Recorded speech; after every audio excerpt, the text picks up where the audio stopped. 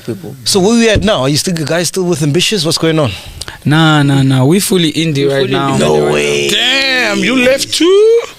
Yeah, long time. It's been like December. Since last year. No way. Yeah, we've been independent the entire Since first half December, of the year, I think.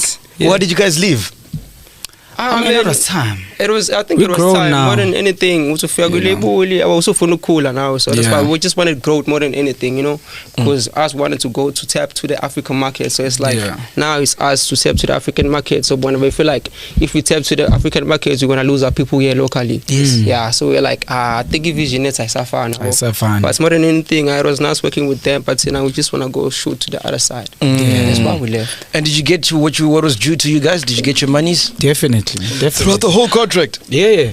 I mean, I feel like with us probably from like the get-go, from like onset, we always made sure that like we had lawyers around. You know, even with like us leaving Ambitious, we had to like get lawyers Do it the right way, to sit down and actually, you know, clear everything up. You know, that's the only way, man. Honestly, and you need to pay them. They're not cheap, especially when you're getting like good lawyers. You know. Yeah. Was there any resistance when you decided to leave? When you told Umpati that we want to grow now, we want to leave?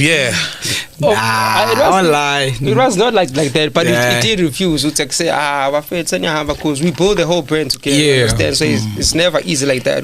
Felicity, I know. But we had to go down to some terms. That's why we involve lawyers so that we can do it the right way. So focus niggas. I like these niggas. Hey, bro, like focus young niggas, Focus young niggas. These are the ones who went left Ambitious unscathed. Dude. Unrocked.